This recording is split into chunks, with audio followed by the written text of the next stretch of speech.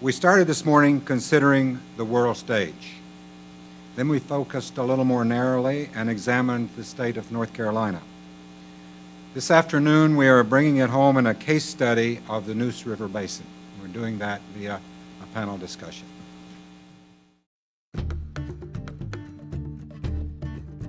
The Neuse River flows 200 miles from its start in Person County through the Piedmont and into the coastal plain, where it discharges into the Neuse estuary at Newbern.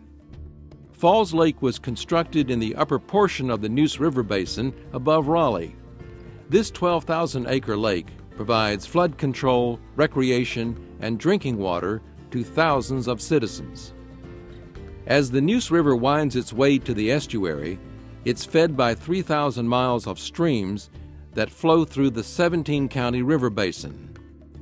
The river passes through rapidly expanding cities such as Raleigh, with almost 500,000 residents, and smaller towns such as Goldsboro and Kinston. Many of these cities and towns rely on the Neuse River as their primary drinking water source, and with this growth comes concerns about the quantity of water to supply these growing populations. About a third of the land within the Neuse River Basin is farmed. In the upper portion of the basin, the Neuse flows through rolling land composed mostly of pasture, farmland, and forest. As the land flattens in the coastal plain, agricultural production becomes increasingly visible with cotton, soybean, wheat, corn, tobacco, and vegetable crops interspersed between forested areas. In the late 1970s, nutrient over-enrichment, called eutrophication, became a concern in the lower basin. Low dissolved oxygen levels associated with algal blooms were determined to be a probable cause of many of the fish kills, including a massive fish kill in 1995.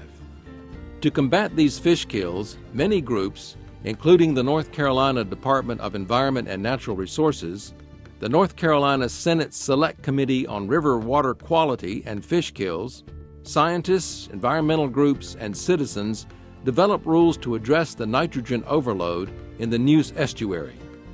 The North Carolina Environmental Management Commission adopted a comprehensive set of permanent rules that became effective August 1, 1998, to implement the Neuse nutrient strategy.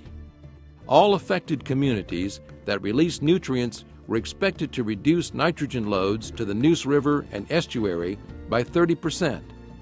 The point sources, such as wastewater treatment plants, and non-point sources, such as agriculture and urban lands, began to implement the Neuse nutrient strategy. By 2003, they had more than met their 30% nitrogen reduction goals. The Neuse River is a valuable resource for all the citizens of North Carolina, and many are working to ensure the protection of this important water resource.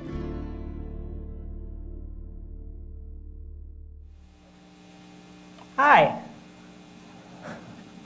I'm Tamar Haspel. I'm a journalist.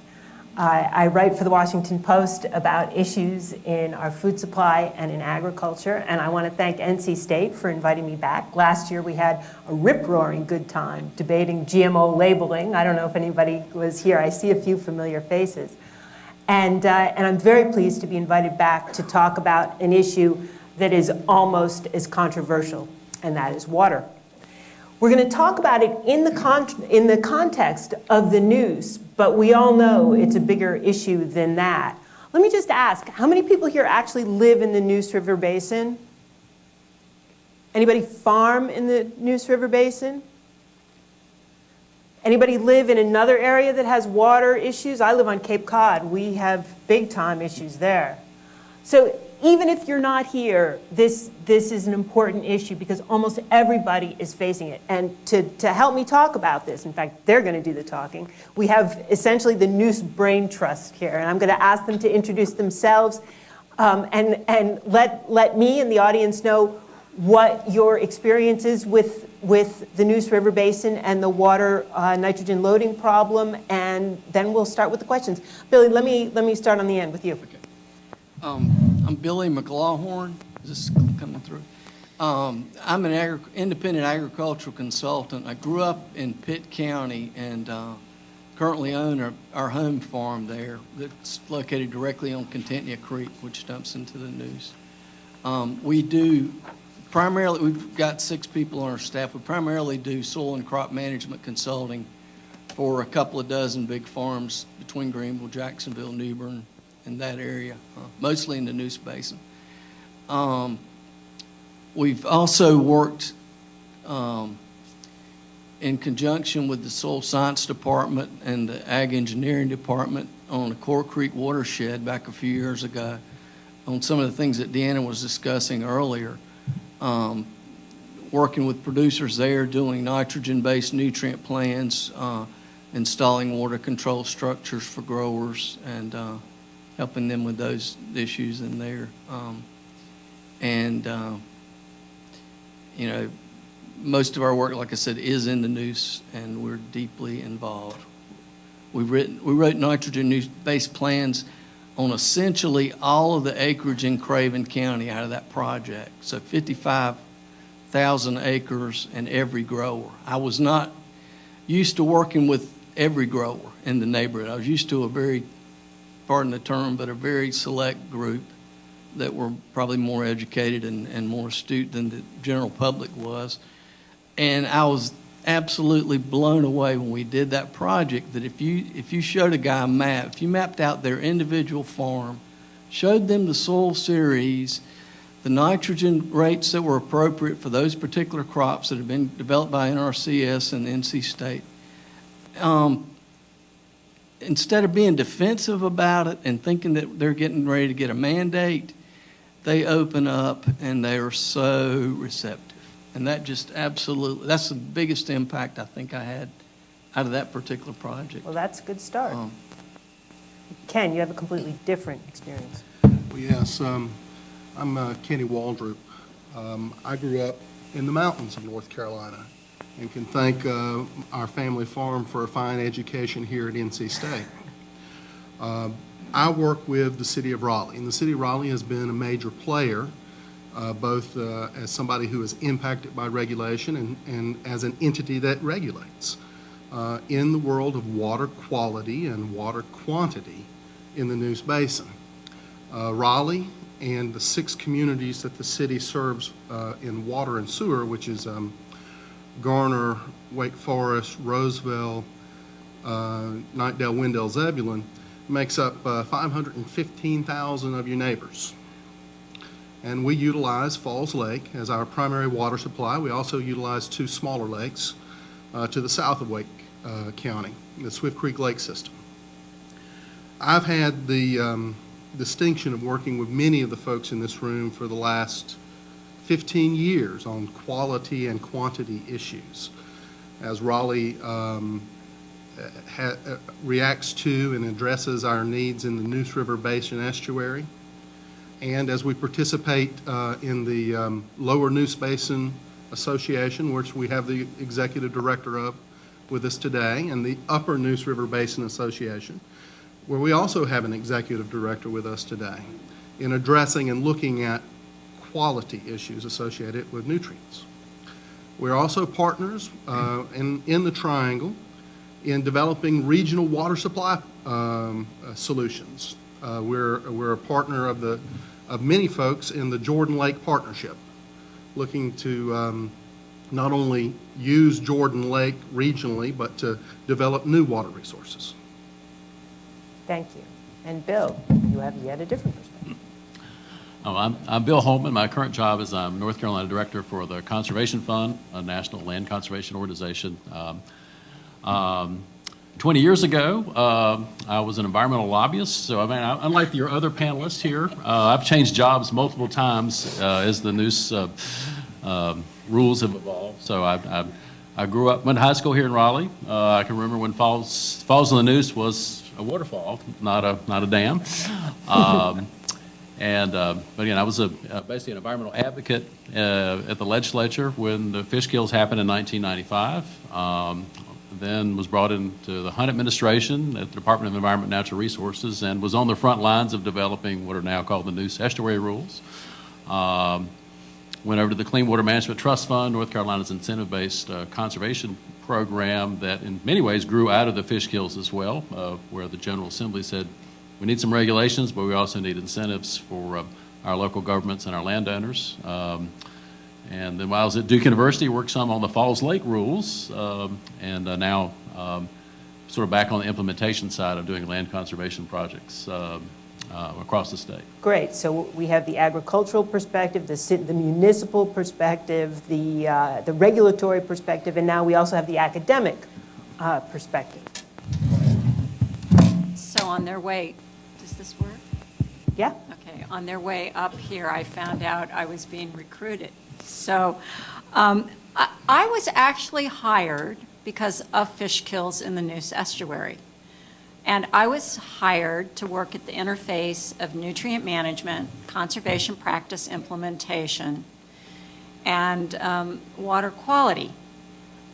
I straddle the world of science and outreach. I work with the agricultural community, and I work with farmers. I also work with the regulatory community, and I work with private sector. So I provide a continuum from the farm through the regulatory framework, and then we throw some research and extension in there. So that's what I do. Great. So that's 360 degrees around this issue. So to start us off, I want to go back to 1997 when the Neuse rules were first implemented, and all of you were involved at one level or the other when those things happened. And I want to refer back to something that Ken Reckhow was talking about this morning when he said that, you know, rocket science doesn't hold a candle to environmental science. And that is this whole notion of the things that we don't know, of the uncertainties.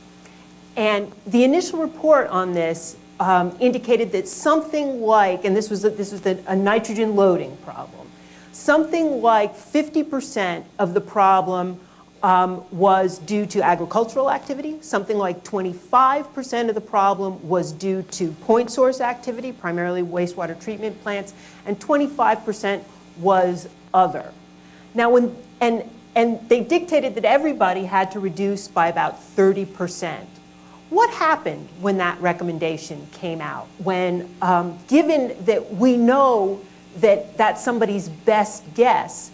Billy, you indicated that farmers were very receptive to this, but I've heard some reports that there was a little bit of grumbling, there was some finger pointing. What happened when that first report came out? Well, when the first report came out, one of the proposals that was being brought about was to have riparian buffers on essentially every ditch in the field. There are a lot of ditches in North Carolina. We've got that 55,000 acres was 5,500 fields. I mean, I don't know anywhere like that has, which brings a lot of issues. The logistical challenges that growers have is a big deal. Did growers push back? Yes, absolutely. I mean, it was basically going to take up a high proportion of the land they were farming. Land ownership, our growers probably own no more than 20% of the land that they tend. So if you go putting riparian buffers on other people's farms, essentially most of the agriculture in eastern North Carolina is on an annual rent basis. And most, as y'all know, with demographics like they are, I mean, our generation now owns, there are 5 brothers and sisters that own the farm that the parents used to tend. So, I mean, most growers are dealing with, 1,000-acre growers are dealing with, you know. So as 30, a result 40, of growers people. pushing back on these, what happened? Well, I think the buffers, Extension did a great job of outreach. They went to meetings and they gradually, I think the temperature tempered somewhat when they realized, you know, that, and the buffer thing was really particularly the biggest issue. When they realized that wasn't going to be an issue. And they realized that the nitrogen rates that were being suggested to be mandated were not mandated, and they were actually in line with what they were already doing with good judgment. So this became about good judgment. It took a while, you know, like I said earlier, the role I enjoyed was we did mapping for those individual growers and talked about their particular tracts of land, and that it confirmed they fine-tuned their nitrogen. Okay. They were more careful. They were much more receptive to the idea of treating each tract of land differently. And Kenny, how about from the urban perspective? Well, I joined the town of Zebulon in 1996, and that year the single largest expenditure for the town was opening its new wastewater treatment plant, tertiary treatment technology. For a town of 4,000 people, it was a $5.5 million project. Does anybody care to guess how much point sources, municipal and other, have expended since 1995 to comply with the Neuse rules? Do I have a guess? Any number? 100 million. Higher. Higher. Are we in the billions? 400 million in real dollars expended in wastewater treatment technology in the Neuse Basin. Okay, can I pause right there? Because I'd like to contrast that, if we can, to how much money was spent in aggregate on agricultural measures, if we have any numbers like that, which we may not. If we do, Deanna would be the source, I would think. I don't. Not me. All right, so much for that. Somebody line of in here inquiry. may be able to quantify that. Okay, then please continue. Well, it's been a challenge, but the point sources not only met, they exceeded their reduction criteria significantly. The last number I remember was 46%. It's probably higher than that. I'm looking at Haywood in the back. And we're less than 10% of the problem in the river. But, How sure are you of that? well, we measure our discharge, so we know pretty well exactly what comes off out of our pipe. And how clearly can we connect? All right, years ago, I wrote a book about back surgery. And one of the things about back surgery, and if anyone's ever had it, you're probably familiar with this, is that it's easy to know that something hurts, and it's easy to find some sort of abnormality in a spine, but it's very difficult to peg the pain to the abnormality. So we can track the nitrogen that comes out of a wastewater treatment, and we can track the various kinds of nitrogen in an estuary, but how can we make the computation about what % you're contributing with your nitrogen loading? Yes, I think we can. And matter of fact, there's some good work here at NC State trying to understand what are the various sources of nitrogen.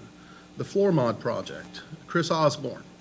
And we're actually looking at what are some of the primary sources, both wastewater treatment and non-point sources, including agriculture. Great. Either Bill or Deanna, now you're not from one point of view on this or the other. Bill, especially you, since you were involved in drafting these rules, was there pushback? Was there grumbling? Was there finger pointing? Yes. As your friendly regulator, so there's always pushback, and I think the lesson learned is the state had set a goal, a 30% reduction based on scientific advice. The state itself is really incapable of coming up with the specifics. So they drafted, we drafted a proposal, we threw it out there, we got a lot of pushback, and we wound up basically with a better rule. We got great input. I mean, I remember making some site visits to some farms with soil and water folks, and they said, now here's what, if you did buffers on all the fields, this is what it would look like, and this is the impact that would have. And well, that's a problem. So there was give and take. But they didn't just say, don't do it. They said, here's a better way. So we came up with these more countywide approaches, some flexibility so farmers could do some trading, and some accounting tools were developed. Our friends at the municipalities said, don't make us each municipality do nutrient reduction, let us trade. We said, okay, that's a better idea. Then we have a trading association. the Neuse River Compliance Association, sister association for the LNBA. Weren't there also grants available for purchasing There were. buffers? And I think that's one very positive role the General Assembly played. Now, remember, first there's a hue and cry about the fish kills in 1995, and then the department proposes regulations starting in 96, and there's a hue and cry about that. The General Assembly could have said, just slapped it down and says, don't do that, but they didn't. They said some regulations need to move forward, but water is an important state resource. We as a General Assembly need to invest, and that was created the Clean Water Management Trust Fund. The Ag Cost Share program was expanded. So it wasn't all sticks. There were some sticks, there were some carrots, and I think flexibility provided so that agriculture community, wastewater, I think we've been, probably the least successful area we've been in is urban stormwater. I think we've lost ground there. We have a worse stormwater problem now than we did 15, 20 years ago. I want to pick up on one of the things you said, because one of the issues, and we were talking about this at lunch, is clearly that when you have nutrient loading in a water supply, cleaning it up is in everybody's best interest, but the cost seems to fall disproportionately on a number of groups. Agriculture is one, and perhaps urban taxpayers. Who foots the bill when government steps in? Who foots the bill when the wastewater treatment plant has to be improved? To what extent do growers get taxpayer assistance to do this? Do you think that the burden of paying for this is spread out in an equitable way? Well, I'll say, unfortunately, a lot of the Clean Water Management Trust Fund is still in existence. We appreciate the General Assembly keeping it going, but at its peak, it was $100 million a year. It's now about 14, 15 million. The Ag Cost Share program, I think at its peak was 10 plus million. It's still doing good work, but it's around 6.5 million now. And the scope of the problem, I'd say, if anything, is greater today than it was then. I do think another thing the General Assembly did that was wise. They didn't the Neuse was the example watershed, but it wasn't like we're just going to pour all the money into the Neuse. It's like we have other basins with water quality problems. You also have basins that actually have high water quality. Let's make investments today that maintain that high water quality. There might be opportunity here to discuss where we're going. So there were a lot of costs across all stakeholders. One thing that maybe we didn't get exactly right when we wrote the rules was the ability for point sources and non-point sources to trade. So we have a trading association for point sources, and together we can give the lowest cost treatment per pound of nitrogen. In other areas of the nation, they're discussing this concept of trading between agriculture and point sources, trying to find the lowest cost alternative to reducing nitrogen poundage. So that brings us to something of a conundrum, because these rules went into effect in 1997, and nitrogen loading went down. By all accounts, everybody exceeded their goal of 30%, both from point sources and from non-point sources. Measured nitrogen in the river basin went down, but then it started to go up. Even though the decreases have been maintained, all of a sudden the numbers are not looking as good. And now if you look at total nitrogen in the estuary, it's about equal to where it was when these rules first went into place. Why? It sounds like a scientific question. So I'll just say some things are a mystery. We've been talking about this. A number of different ones of us get into small groups, and we've been talking about the increase. And we've been talking about the need to bring a lot of different scientists together. In order to get at the root of this problem, we need to overlay the increases in nitrogen with climate There's data across the country that nutrient loads are increasing simply because of climate, not just here, in other places. We also need to take a serious look at land uses. Urban development has gone up over this time period. The percent of ag land has gone down, but there have been structural changes in ag lands as far as our cropping patterns. We need to look at all those factors and bring in a multidisciplinary team, or we're never going to get at the root of this issue. But again, I really think that climate cannot be underestimated in some of the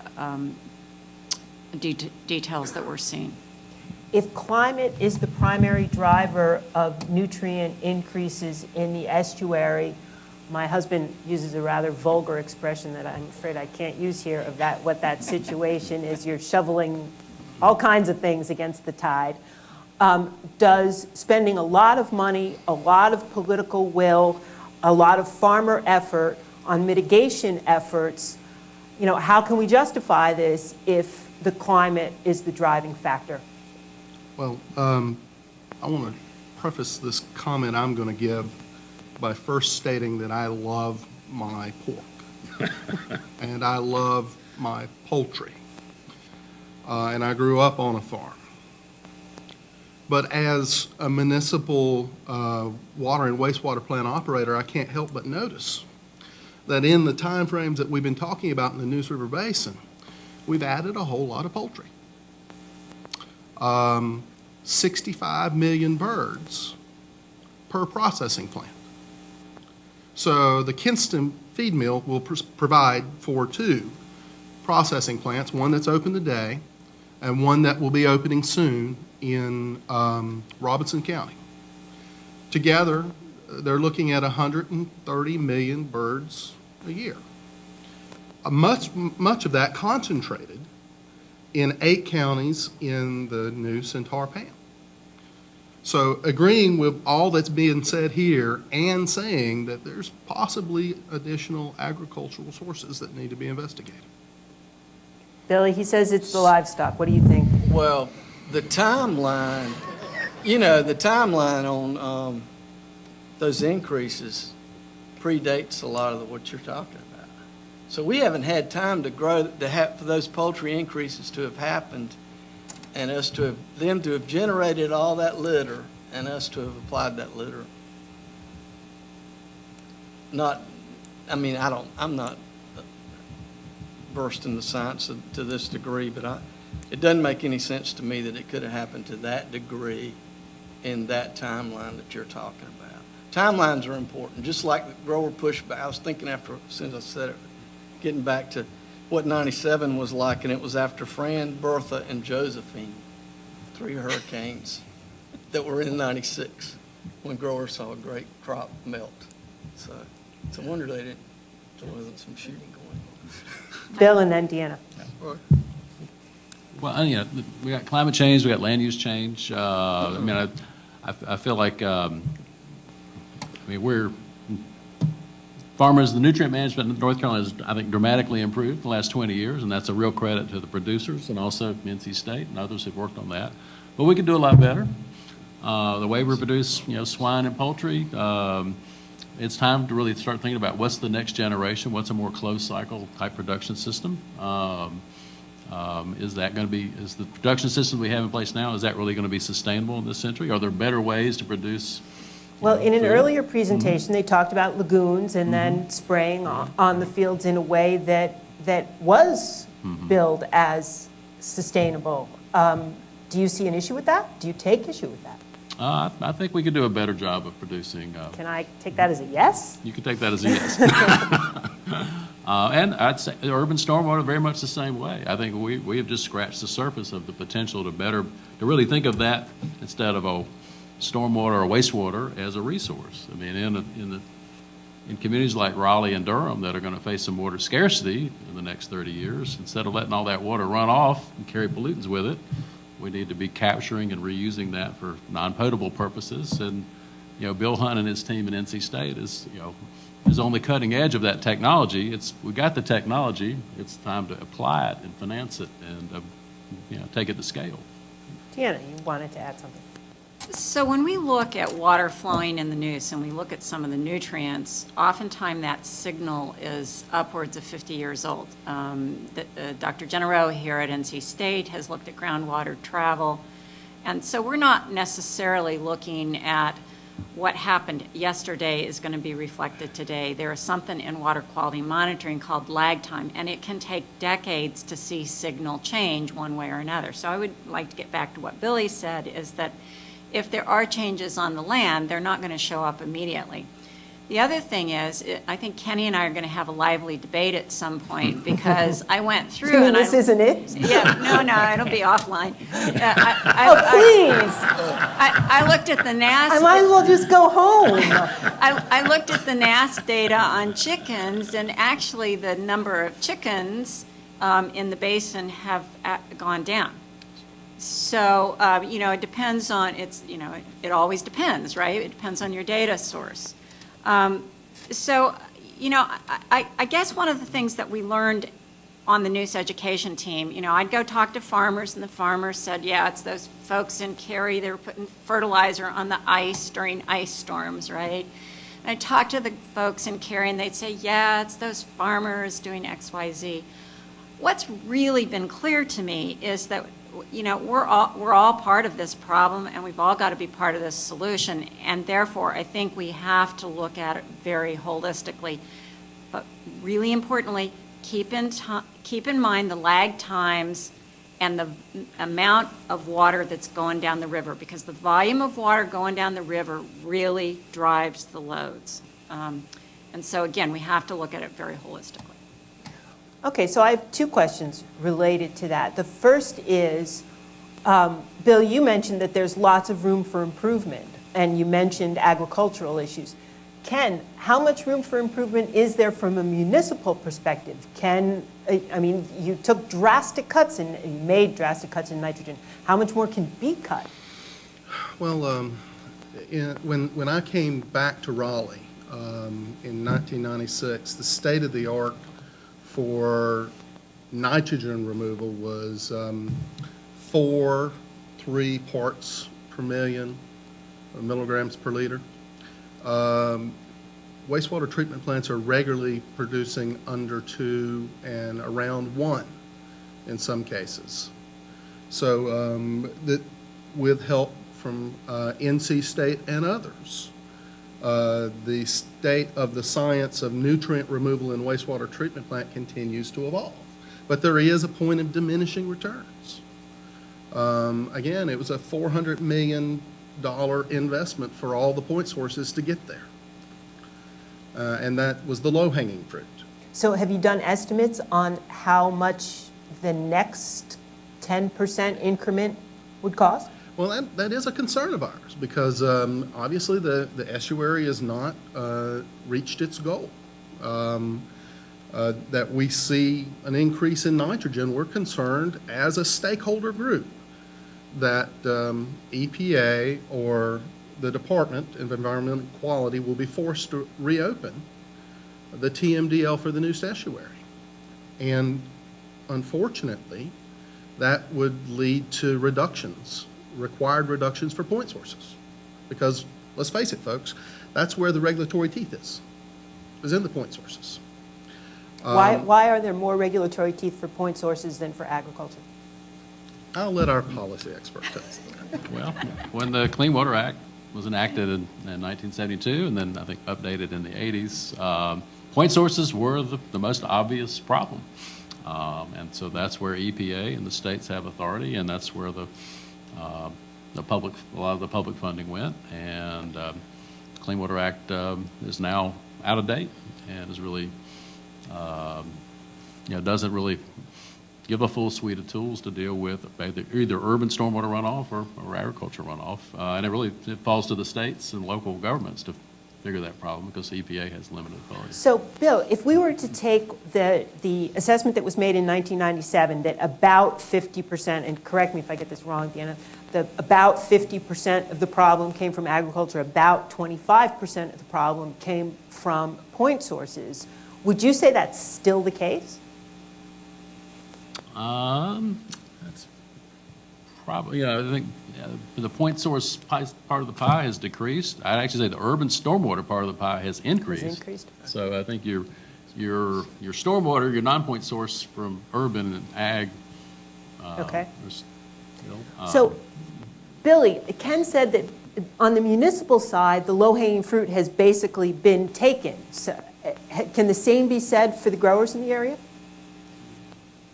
You know, growers, improvement, I think, in just about anything's on a continuum.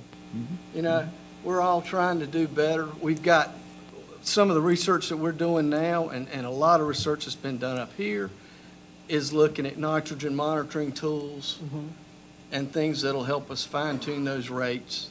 It's been pretty clear from all the talks today how complicated the whole system is and how hard it is to get there. But we are making headway, and there are things that can be done. Like what? Like optic sensors, maybe nitrogen stabilizing products, maybe that make fertilizer, And what's better the- application equipment. And what's the difference between the cost to the improvement ratio of these kinds of technological solutions versus the cost to improvement ratio of the kinds of barriers that you were talking about? So do you pay more and get less because you've already taken the low-hanging fruit, or are these very promising technologies to dramatically change nitrogen runoff? I think some of both. Okay. Well, Dr. Rakow, No. Dr. Rakow had a very interesting talk this morning, and the upper Neuse River Basin is going through the next iteration of regulation, Falls Lake, the Falls rules. As a bellwether to the rest of the basin, I believe the number that's anticipated to reach full compliance with Stage 2 was somewhere between $1 and $2 billion. Now imagine applying that concept basin-wide for the entire Neuse. I want to bring back around this idea that we're all stakeholders. We can all be at the table pointing fingers at each other, or we can be partners. And I really do think that the opportunity for partnership is between municipal point sources and agriculture. Finding something more cost-effective than these billion-dollar improvements at wastewater treatment plants in the agriculture world. On that partnership note, and I'm getting your time is up card, but I'm getting one more question in under the wire. For each one of you, given what's already been done in the Neuse, given that we still have this problem, given that there are uncertainties about what that problem is being caused by, what is the single best next step that you would take if you ran the zoo? Billy, let's start with you. Single best step. and I can't point a finger. Yeah, you can say, yeah, Ken has to. Go ahead. That's over my head. I don't know what the single best step. I mean, I don't think anybody knows what the cost share- single best step is. I think we're just looking for some good ideas. yeah. I mean, help with cost share programs to do more reduced tillage, cover crop, those kinds of taking that technology further and Okay. easier. Equipment changes.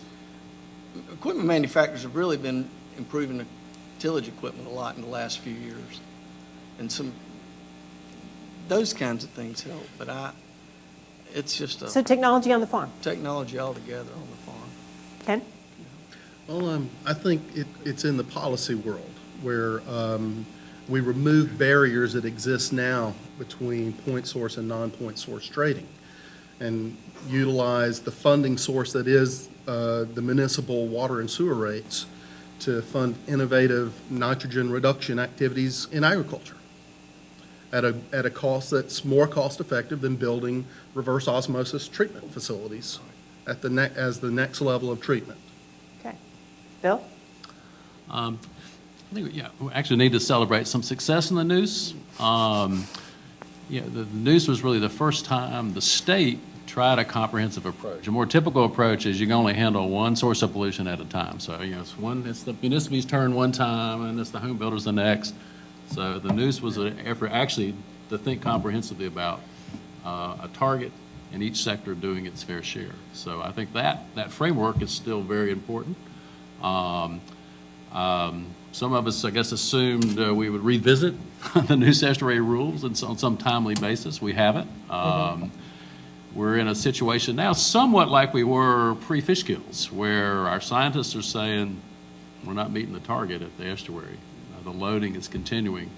In some ways we're waiting for the next fish kill to then spur us to action again. So I'd also think it's important to think more about these kind of river basin-based collaboratives on both water quality and quantity. The state's got a lot of fires. They tend to be focused on the fires, so the more day-to-day, let's work together stuff is not, I don't think we can really count on the state to be the lead player. I think people in the basin have got to collaborate, come up with some kind of structures so there's good science shared, there's thinking about, well, if we got permission to trade, how do we do it? How would it work? To basically keep the momentum in the basin going. So basically put everyone's head together. Yeah. And Let's keep basically, we've made progress, we've got a long ways to go, but let's keep working on it. Deanna, got something good? So Kenny and I are definitely going to have a follow-up conversation. So I want to feedback on what Bill's saying. We do need to put our heads together. If we're going to move forward, we need to understand the science a little bit better about what's going on. Otherwise, we're not going to be able to assign pollutant loads and come up with good solutions. The only thing I will say is that there's a lot of excitement around nutrient trading, and I've been working with some very high-level economists across the country who find that the promise of trading perhaps is more illusory than real.